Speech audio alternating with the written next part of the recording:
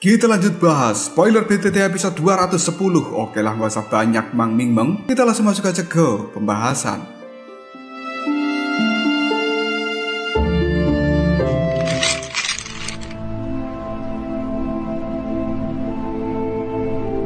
Yalo hanya bisa tersenyum ketika dia melihat ekspresi gembira dari seorang Xiaoyan. Yalo mengetahui bahwa selama ini Xiaoyan telah melakukan banyak usaha demi mencari keberadaan dari pecahan peta ini. Tatapan mata Yalo menyapu sekeliling tempat ini yang kemudian dia berbicara. Kita harus segera pergi dari tempat ini. Aktivitas yang kita buat sudah terlalu banyak. Kemungkinan hal itu akan menarik para ahli untuk segera menuju ke tempat ini. Meskipun kita tidak takut pada mereka, namun kita masih harus menghindari beberapa masalah yang tidak diinginkan. Jangan sampai ada satupun orang yang mengetahui bahwa sebenarnya kau memiliki pecahan peta kuno di versi lengkapnya. Mendengar ucapan dari Yalo membuat Xiaoyan hanya bisa menganggukkan kepalanya. Segera setelah itu, Yalo pun melambaikan lengan bajunya dan pergi meninggalkan tempat ini yang disusul oleh Xiaoyan, Cailin, dan juga Xiao Yixian. Tempat di mana pertarungan besar sebelumnya terjadi ini telah berubah menjadi sangat sunyi setelah kelompok Xiaoyan menghilang dari tempat ini. Hal semacam itu berlanjut dalam kurun waktu 10 menit sebelum pada akhirnya banyak sosok telah muncul di tempat ini. Mereka melayang di udara dengan tatapan mata yang tercengang karena melihat bahwa pegunungan yang ada di tempat ini telah diubah menjadi gurun pasir. Salah satu orang tiba-tiba saja mengatakan, "Sungguh kekuatan penghancur yang luar biasa menakutkan. Aku ingin tahu siapa sebenarnya yang telah bertarung di tempat ini." Mereka benar-benar menghancurkan pegunungan sampai tidak ada yang tersisa. Selanjutnya, tatapan mata orang-orang yang ada di tempat ini menyapu ke arah bawah dan mereka bisa melihat mayat telah tergeletak di bawah sana. Beberapa orang dengan cepat bergegas turun untuk melakukan pemeriksaan. Pada akhirnya orang itu pun mengatakan sebenarnya ini merupakan salah satu dari 3 setan iblis di Hesi. Orang ini memiliki kekuatan di puncak dari bintang 9 dosun. Namun sebenarnya siapa yang bisa membunuhnya? Orang yang lainnya pun segera mengatakan 3 setan iblis ini mereka semuanya memiliki hubungan yang cukup dekat dan sekarang di Hesi telah meninggal. Kondisi dari 2 yang lainnya kemungkinan juga tidak baik. Orang yang lain juga langsung menimpali. Benar, namun ketika orang ini telah melakukan banyak perbuatan jahat selama hidupnya dan mereka pantas mendapatkan nasib kematian seperti ini. Namun aku masih penasaran dan bertanya-tanya, ahli mana yang mampu membunuh mereka bertiga? Karena trio Hesi bisa bertarung melawan seorang elit Banseng ketika mereka menggabungkan kekuatan. Di tempat yang cukup jauh dari tempat ini, kelompok dari Yalo pada akhirnya telah muncul, yang kemudian Yalo segera tertawa sambil mengatakan, "Haha, tidak ada yang bisa mengejar kita sampai di tempat ini karena aku telah menghilangkan aura di sepanjang perjalanan. Bahkan seorang elit Daoseng juga akan kesulitan untuk melakukan pengejaran pada kita." Xiaoyan hanya bisa tersenyum sambil menganggukkan kepalanya, dan keuntungan yang mereka dapat kali ini benar-benar cukup banyak. Ketiga hantu tua mungkin memang telah melakukan berbagai macam kejahatan, tapi mereka juga memiliki simpanan dalam hal kekayaan. Kelompok Xiaoyan akhirnya mendapatkan manfaat dari kematian mereka bertiga. Selanjutnya Yalo melambaikan tangan dan ruang yang ada di sekitarnya pun menjadi sangat terdistorsi karena Yalo telah menyegel tempat ini. Selanjutnya dia pun berkata, "Xiaoyan, coba satukan seluruh peta itu. Aku cukup penasaran, ingin menyaksikan apa yang terjadi jika semua pecahan peta telah dikumpulkan." Xiaoyan hanya menganggukkan kepalanya setelah dia mendengar ucapan dari Yalo. Darinya kemudian menggosok cincin penyimpanan dan beberapa pecahan peta yang lainnya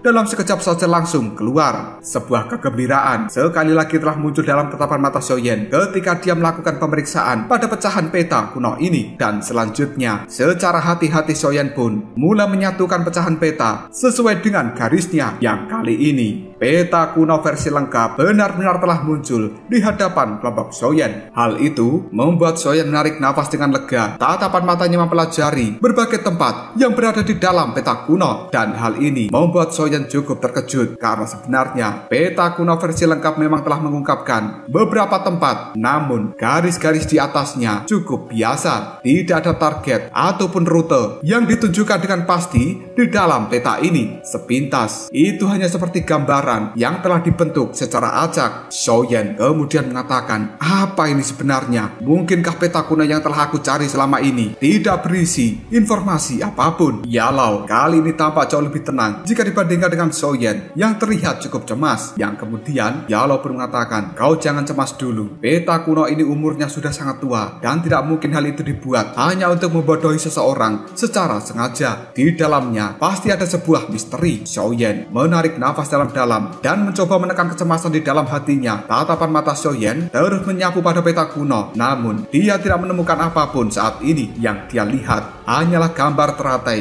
yang muncul di peta ini. Yalao terdiam sejenak sebelum akhirnya dia memberikan saran, coba teteskan darah di atasnya. Xiaoyan ragu-ragu sebelum pada akhirnya dia menganggukkan kepalanya dan menggigit ujung jari. Tetes darah kini langsung diteteskan pada tepi dari peta kuno ini. Secara perlahan darah milik Xiaoyan pun telah merembes ke dalamnya, namun hal itu masih tidak memunculkan reaksi apapun dari peta kuno ini. Yalao hanya bisa menggelengkan kepalanya yang kemudian dia terdiam. Sementara Xiaoyan, tatapan matanya dipenuhi dengan kekecewaan yang tidak bisa disembunyikan dari semua orang. Cailin yang ada di samping Xiaoyan ketika melihat hal tersebut hanya bisa menggelengkan kepalanya karena dia tahu sudah banyak usaha yang dilakukan Xiaoyan demi bisa menemukan letak dari api teratai pemurni iblis.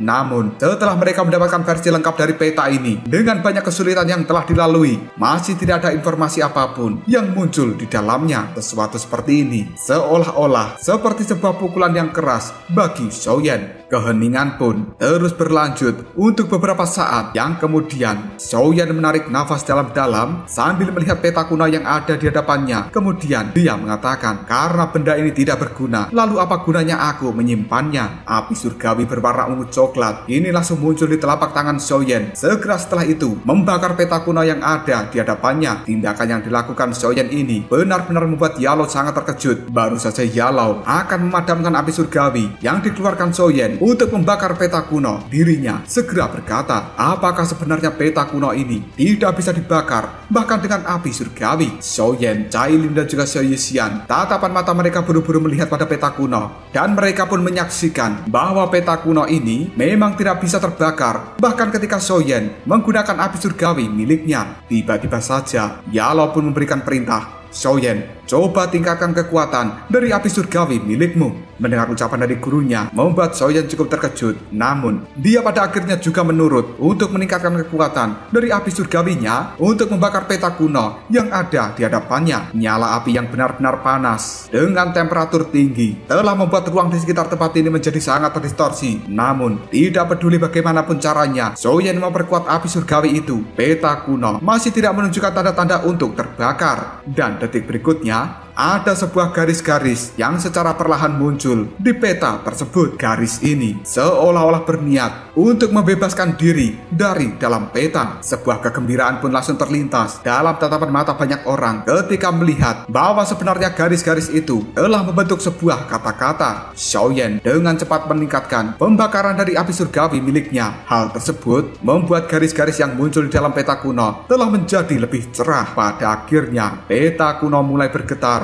dan banyak garis kini telah membentuk sebuah kata-kata kuno yang telah melayang di udara di hadapan semua orang. Yalao kemudian membaca kata-kata kuno yang baru saja muncul. 2 bulan muncul sekaligus memenuhi langit. 9 planet terbentuk. Ada formasi besar di atasnya. Air pasang yang melanda. Ketika semuanya terlahir, sebuah api iblis sekali lagi telah turun ke bumi. Xiaoyan hanya bisa mengerutkan keningnya karena dia tidak paham dengan kata-kata yang telah muncul. Kemudian dirinya bertanya, guru, apa sebenarnya arti dari kata-kata ini? Yalao dengan lembut menghela nafas dalam-dalamnya, kemudian dia mengatakan, 2 bulan telah muncul bersama-sama dan 9 bintang sejajar. Hal itu mengacu pada sebuah fenomena alam yang khusus. Namun kejadian ini hanya akan muncul setiap 1000 tahun sekali. Gelombang air yang muncul di dunia mengacu pada fenomena yang tidak biasa yang akan tercipta karena pemandangan ini. Dan kau pasti sudah mengetahui kalimat terakhir yang telah muncul. Hari ketika gelombang dunia itu muncul, maka itu merupakan hari di mana api teratai pemurni iblis sekali lagi muncul di dunia ini. Soyen cukup tercengang, yang kemudian dia mengatakan, apakah itu benar-benar muncul hanya dalam satu kali di dalam kurun waktu 1000 tahun? Bukankah itu berarti kita tidak akan bisa memiliki kesempatan untuk menemukan api teratai pemurni iblis? Yalau hanya bisa menggelengkan kepalanya, yang kemudian dia menarik nafas dalam-dalam sambil mengatakan, jika kita menghitung tahun, 997 tahun telah berlalu semenjak gelombang air besar yang terakhir kali muncul di dunia ini. Dengan kata lain, waktunya hanya tinggal 3 tahun lagi. Meskipun begitu, api teratai pemurni iblis ini terlalu kuat. Lupakan saja tentang dirimu, bahkan aku tidak akan pernah mampu menaklukkan benda itu. Jika seseorang dengan paksa mencoba untuk menaklukkannya, maka orang ini pasti akan menderita serangan balasan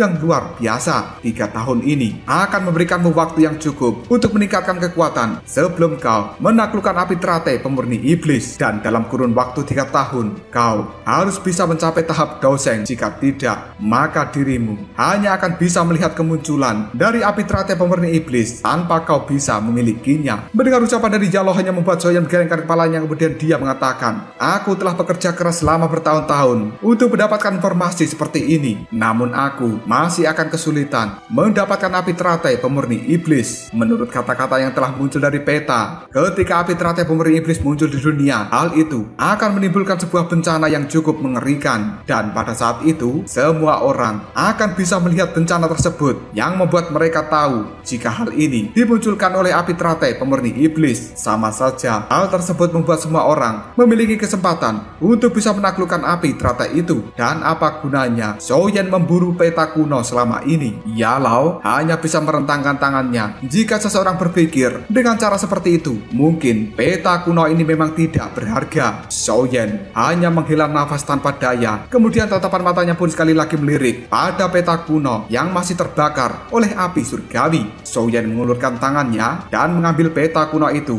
Tapi pada saat dia melakukan kontak dengan peta kuno, gambar api teratai iblis yang ada di atasnya tiba-tiba saja langsung bergerak, dan seolah-olah teratai iblis ini telah hidup, kemudian berubah menjadi cahaya yang kali ini langsung melesat masuk ke dalam dahi Soyen. Perubahan yang terjadi secara dadakan membuat ekspresi di raut wajah Soyen segera berubah drastis.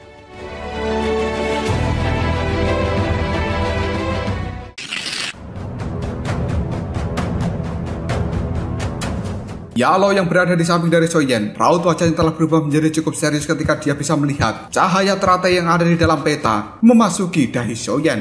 Sementara Cailin dan juga Soyusian, raut wajah mereka juga dipenuhi dengan keterkejutan. Peta kuno ini terlalu misterius. Tidak ada yang tahu apakah cahaya teratai membawa hal baik ataukah hal buruk. Sementara Soyen segera pulih dari keterkejutannya. Dia buru-buru memejamkan mata, dan kekuatan spiritual kini langsung diedarkan di dalam tubuhnya untuk memindai dahi dari Soyen. Dia dengan cepat menemukan sekelompok cahaya yang berukuran sekepalan telapak tangan telah tergantung di tengah-tengah dahinya. Soyen cukup yakin bahwa sekelompok cahaya ini merupakan cahaya teratai yang tadi telah masuk ke dalam dahinya. Tatapan mata Soyen terus melihat pada sekelompok cahaya yang melayang di dahinya tanpa melakukan apapun. Namun cahaya itu juga tidak bergerak sama sekali. Keheningan semacam ini telah membuat Soyen bisa merasakan perasaan waspada di dalam hatinya. Sesuatu yang tidak diketahui akan selalu menakutkan, terutama jika itu menyangkut dengan objek yang cukup menakutkan seperti api teratai pemurni iblis. Namun hal semacam ini telah benar-benar memasuki tubuh Soyen. Di dalam hati, Soyen hanya bisa mengatakan japingan. Dia menghirup nafas dalam-dalam dan mencoba yang terbaik untuk memulihkan ketenangan. Segera setelah itu Soyen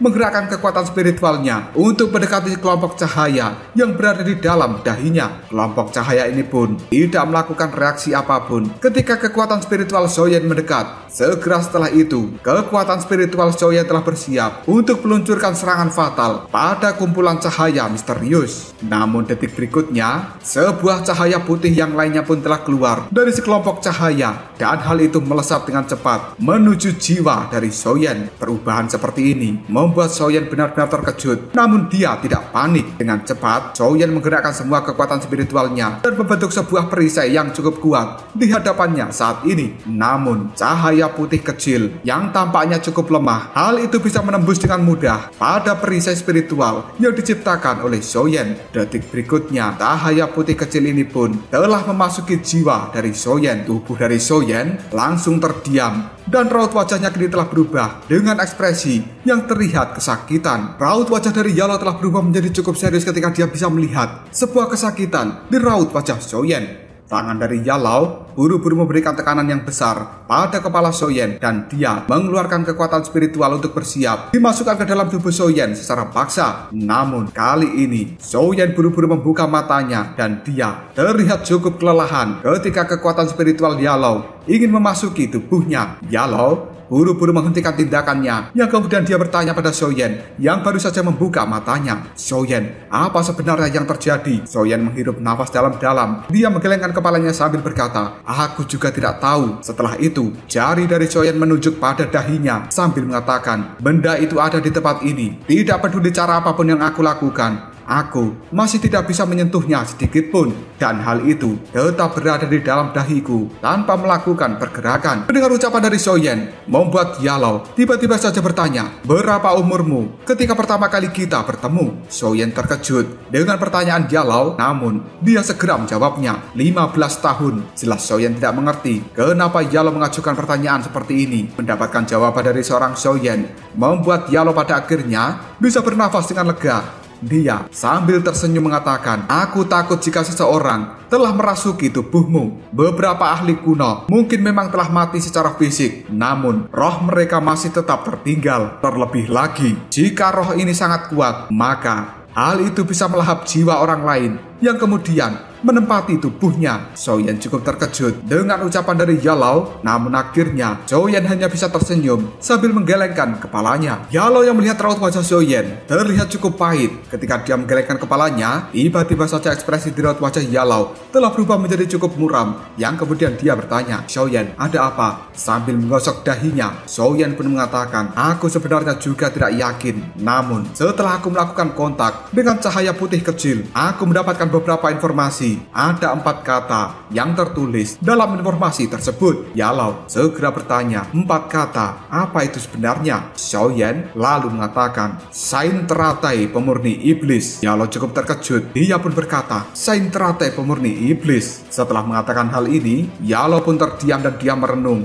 Yang tampaknya Yalo mengenal kata-kata tersebut. Sementara Xiaoyan, Cailin, dan juga Xiao Yixian pun saling bertukar pandang ketika melihat Yalo sedang terdiam untuk mengingat hal itu. Penantian seperti ini berlanjut sekitar 10 menit sebelum pada akhirnya Yalo menggelengkan kepalanya. Dia melihat dengan tajam ke arah Xiaoyan, kemudian mengatakan, jika aku tidak salah menebak, Sain teratai pemurni iblis seharusnya merupakan ahli top 10.000 tahun yang lalu. Terlebih lagi, dia adalah orang yang pernah menjadi pemilik dari api teratai pemurni iblis sebelumnya. Xiaoyan, Cailin, dan juga Xiao Yixian pun cukup terkejut mendengar ucapan dari Yalo yang kemudian mereka mengatakan, pemilik dari api teratai pemurni iblis. Seberapa kuatnya Sain teratai pemurni iblis karena dia bisa memiliki api teratai pemurni iblis. Tidak heran jika dirinya akan mendapatkan gelar seperti itu.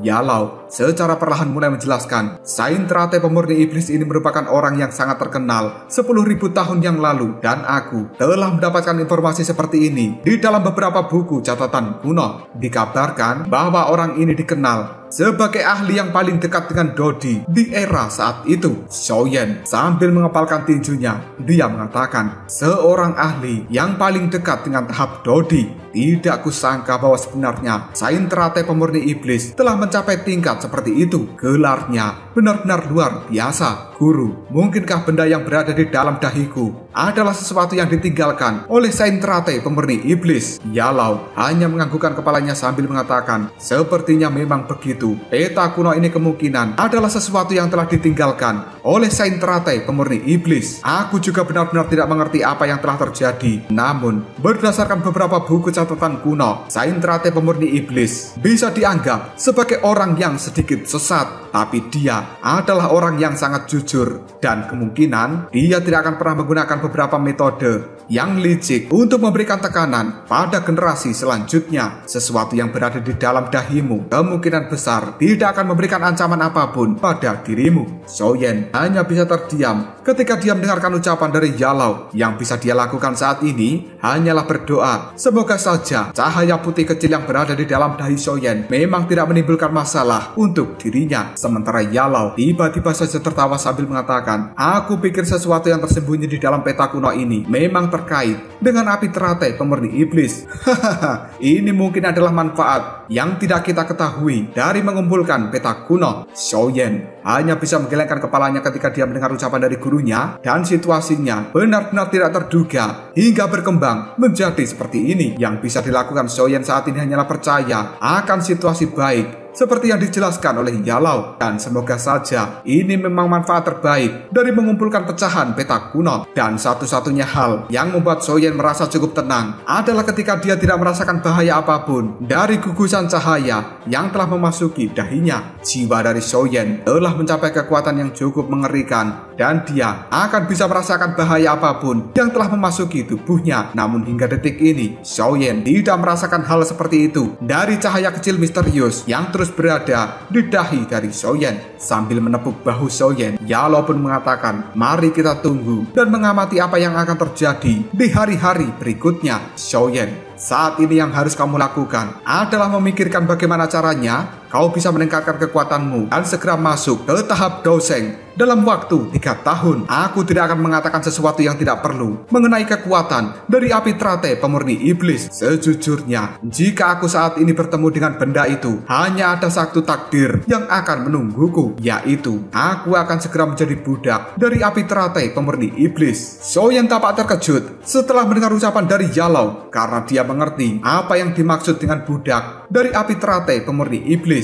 Hal ini merupakan manusia yang akan dikendalikan oleh api surgawi. Bahkan beberapa api surgawi yang sangat kuat juga akan memiliki kemampuan seperti itu. Contohnya adalah api 3000 yang membakar. Jika pada saat itu Xiaoyan tidak mampu mengendalikan api surgawi ini, maka Xiaoyan lah yang akan dikendalikan oleh api 3000 yang membakar. Yalau tiba-tiba saja tersenyum sambil mengatakan, di masa lalu aku cukup khawatir tentang bagaimana caranya dirimu menangani api teratai pemurni iblis jika kau bisa menemukannya. Namun untungnya masih ada banyak waktu untuk kau meningkatkan kekuatanmu, dan ini benar-benar di luar harapanku. Kau sekarang telah berada di puncak dari bintang 8 Dosun. Masih ada jarak yang luar biasa untuk menjadi seorang doseng sejati. Bahkan jika kecepatan latihanmu dipercepat, hal itu masih akan cukup sulit membuatmu mencapai tahap doseng dalam kurun waktu 3 tahun. Jika kau tidak bisa mencapai tahap ini, maka aku tidak akan pernah mengizinkanmu untuk pergi dan berurusan dengan api teratai pemurni iblis, karena hal itu sama saja dengan bunuh diri. Mendengar ucapan dari gurunya hanya membuat Xiaoyan tersenyum, tidak menyangka bahwa Yalau akan benar-benar ketakutan pada api teratai pemurni iblis hingga tahap seperti ini. Cailin detik berikutnya dia mengatakan, kalau begitu satu-satunya solusi untuk menghadapi api teratai pemurni iblis memanglah membuat Xiaoyan bisa mencapai tahap doseng dalam kurun waktu 3 tahun. Yalau hanya menganggukkan kepalanya, yang kemudian tatapan matanya serius melihat pada Xiaoyan. Detik berikutnya Xiaoyan pun teringat sesuatu yang kemudian dia mengatakan, guru, apakah kita melupakan tentang pohon purba bodhisattva? Yalau segera tersenyum sambil menganggukkan kepalanya pada Xiaoyan, yang kemudian dia pun mengatakan, benar, itu merupakan satu-satunya solusi yang bisa kau gunakan untuk meningkatkan kekuatanmu dalam kurun waktu 3 tahun. Jika kau bisa memperoleh hati bodhisattva, maka mencapai tahap doseng dalam waktu 3 tahun bukanlah sesuatu yang mustahil bagimu. Xiaoyan segera tersenyum ketika dia mendengarkan ucapan dari Yalau, yang kemudian dia pun mengatakan, namun hal itu juga tidak mudah.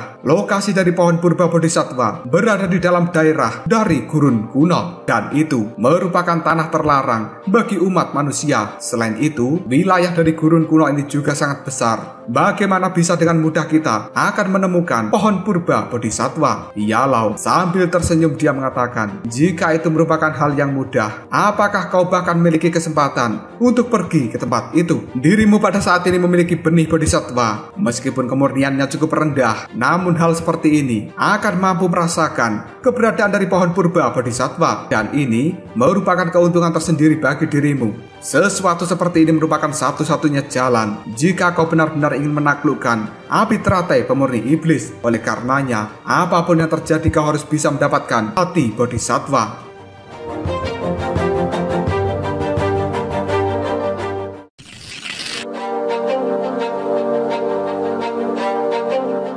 Xiaoyan hanya bisa menganggukkan kepalanya, dan sepertinya dia memang harus pergi ke wilayah dari gurun kuno. Selanjutnya, tatapan mata Yalo segera melihat ke arah langit, lalu mengatakan, "Sudahlah, ayo kita pergi dan kembali dulu ke pavilion bintang jatuh. Segera setelah itu kita harus membuat rencana dengan benar. Jika berita itu benar-benar nyata, maka dataran tengah ini akan sekali lagi dihebohkan dengan kemunculan dari pohon purba bodhisattva. Pada saat itu, wilayah gurun kuno juga akan menjadi tempat yang ramai." Xiaoyan, apakah kau bisa mencapai tahap Daoseng dalam waktu 3 tahun? Semuanya akan bergantung pada pohon kuno bodhisattva ini. Kelompok dari Yalo kembali melakukan perjalanan untuk pulang menuju pavilion bintang jatuh. Setelah sampai di pavilion bintang jatuh, mereka semuanya beristirahat selama 2 hari penuh, dan informasi apapun yang terkait dengan pohon purba bodhisattva kini telah menyapu seluruh dataran tengah. Hal ini benar-benar menimbulkan sebuah kegemparan. Bahkan para iblis tua yang selama ini tidak pernah menunjukkan diri mereka juga langsung terguncang ketika mendengar informasi tentang kemunculan dari pohon purba bodhisattva.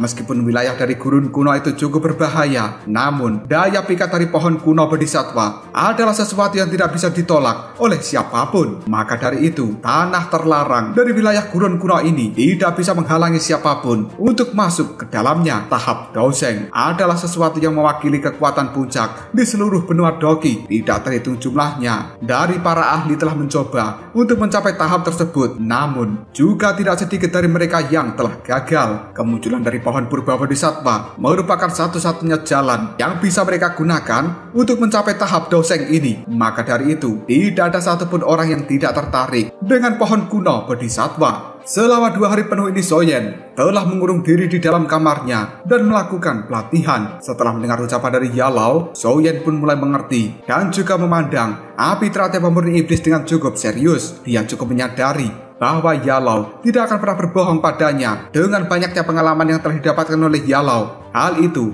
tidak bisa dibandingkan dengan Xiaoyan. Karena Yalo sudah berbicara seperti itu, maka dia tidak akan pernah mengizinkan Xiaoyan menyentuh api teratai pemurni iblis kecuali dia telah mencapai tahap Daoseng. Dan untuk bisa mencapai tahap seperti ini hanya dalam waktu 3 tahun, Xiaoyan harus benar-benar terfokus dengan pohon kuno bodhisattva. Jika dirinya tidak meminjam kekuatan dari pohon kuno bodhisattva, maka cukup mustahil bagi seorang Xiaoyan bisa menembus ke tahap Daoseng hanya dalam 3 tahun yang cukup singkat. Xiaoyan teringat ketika dia melakukan pelatihan di dalam makam surgawi saat itu. Energi di dalamnya benar-benar jauh lebih padat dan tidak bisa dibandingkan dengan energi di dunia luar saat ini. Xiaoyan, jika pada saat itu tidak mendapatkan warisan dari Xiao Xuan dalam 3 tahun, cukup mustahil bagi dirinya untuk berada di bintang 8 Dosun seperti saat ini. Dan Xiaoyan juga mengerti masih ada banyak celah dari bintang 8 Dosun untuk bisa mencapai tahap Daoseng. Dia harus bisa melewati bintang 9 Dosun, puncak bintang 9 Dosun, 9 perubahan Dosun. Barulah saat itu akan bisa mencapai tahap Banseng yang kemudian menembus ke kelas Daoseng. Dengan langkah yang sebanyak ini, cukup mustahil bagi orang biasa untuk bisa menyelesaikan pelatihan hanya dalam waktu 3 tahun. Meskipun Xiaoyan memiliki bakat yang luar biasa dan juga mendapatkan bantuan dari banyaknya pil obat, namun tidak mungkin bagi seorang Xiaoyan bisa memangkas waktu sebanyak ini hanya demi bisa menjadi seorang Daoseng. Memikirkan hal seperti itu saja membuat Xiaoyan benar-benar berniat bagaimanapun caranya harus bisa mendapatkan hati bodhisattva yang berada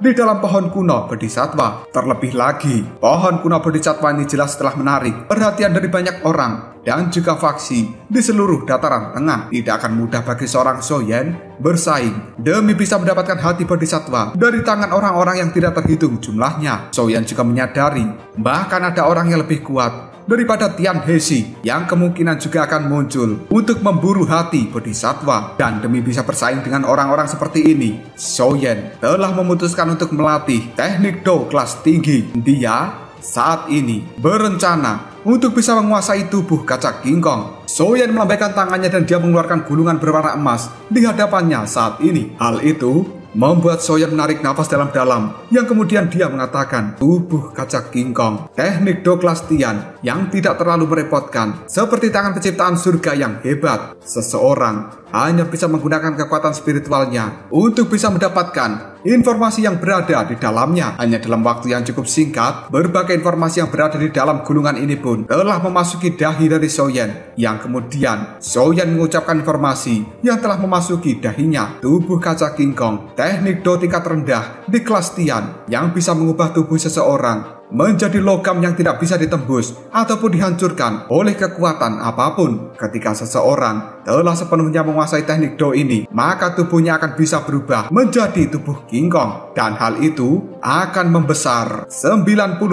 kaki serta memiliki kekuatan yang luar biasa. Tinju dari seseorang yang telah menguasai tubuh kaca King Kong ini akan sepenuhnya bisa menghancurkan langit, hentakan kakinya akan bisa menghancurkan bumi.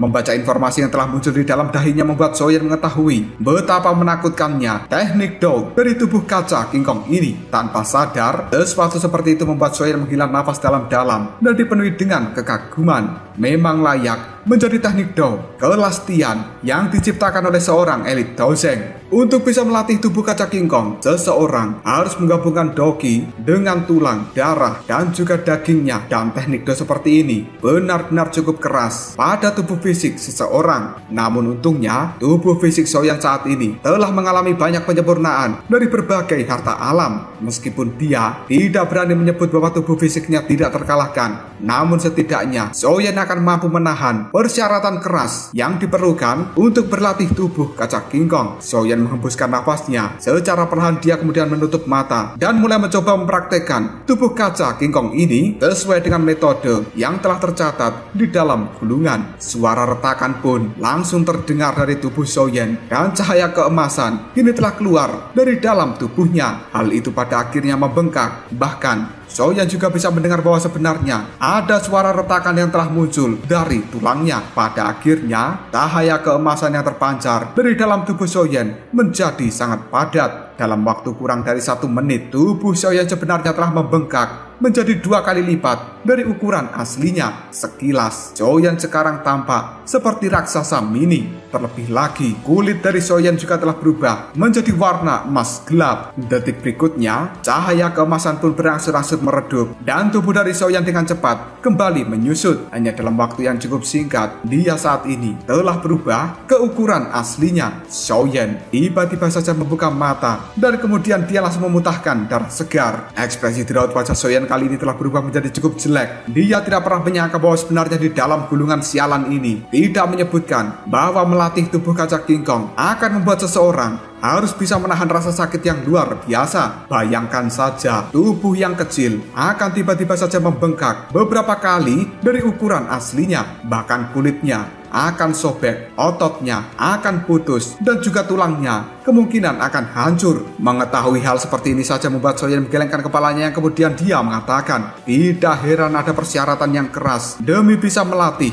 tubuh kaca King Kong dalam hal fisik seseorang. Jika tubuh orang lain yang lebih lemah daripada diriku, kemungkinan hanya mempraktekkan tingkat pertama saja akan membuat tubuh mereka langsung meledak. Namun, terlepas dari seberapa besar rasa sakit yang akan dia terima, Zhou Yan tidak akan pernah menyerah demi bisa menguasai tubuh kaca King Kong ini. Memang akan selalu ada harga yang tinggi yang harus dikeluarkan jika seseorang ingin mendapatkan keuntungan yang besar. Jika Zhou Yan terbiasa dan juga bisa menahan rasa sakit seperti itu, kemungkinan dia akan benar-benar menguasai tubuh kaca King Kong hingga level maksimal. Zhou Yan pada saat ini menghela nafas dalam-dalam, kemudian dia mengatakan, melatih tubuh kaca kingkong benar-benar siksaan terhadap diri sendiri. Baru saja Soyen mengatakan hal itu, dia langsung menutup matanya dan tiba-tiba sebuah cahaya keemasan kembali keluar dari dalam tubuh Soyen. Sekali lagi, tubuhnya kini telah membengkak yang kemudian menyusut, membengkak lagi, menyusut lagi. Berkali-kali Soyen telah memuntahkan darah segar. Namun, dengan pelatihan seperti ini, Soyen masih tidak menyerah. 2 minggu pun telah berlalu dan Soyen masih terfokus dengan pelatihan dari tubuh kaca kingkong. Sementara di dataran tengah, suasananya kali ini telah menjadi cukup kacau. Banyak faksi yang tidak terhitung jumlahnya, mereka telah mengumpulkan banyak orang untuk dikirim dan melakukan penyelidikan pada wilayah gurun kuno. Tapi pasukan ini tidak segera bergerak karena mereka sedang menunggu keakuratan dari informasi yang telah menyebar. Begitu pohon purba bodhisattva benar-benar muncul, maka hal itu akan menciptakan fenomena yang tidak biasa. Dan pada saat itu, seluruh dataran tengah ini juga akan bisa merasakan perubahan dari fenomena alam. Hanya ketika mereka menemukan fenomena alam tersebut, maka faksi-faksi besar ini akan langsung bergerak menuju wilayah gurun kuno. Penantian seperti ini berlanjut untuk 5 hari kemudian, sebuah aura tiba-tiba saja menyapu dari langit timur dan melintasi dataran tengah. Siapapun yang menghirup udara dari aura ini, mereka akan langsung bisa merasakan perubahan alam yang tidak biasa. Karena sebenarnya aura ini telah dipancarkan oleh pohon kuno bodhisattva. Dan pada saat ini, pohon kuno itu pun telah benar-benar muncul di wilayah gurun kuno yang kemudian menjulang tinggi ke langit dengan memancarkan aura dari dalam pohon kuno ini. Kemunculan dari pohon kuno bodhisattva yang legendaris tidak diragukan lagi menimbulkan sebuah keributan di seluruh wilayah dari dataran tengah. Banyak orang pada saat ini langsung bergegas menuju wilayah dari gurun kuno untuk bisa mendapatkan pohon kuno bodhisattva.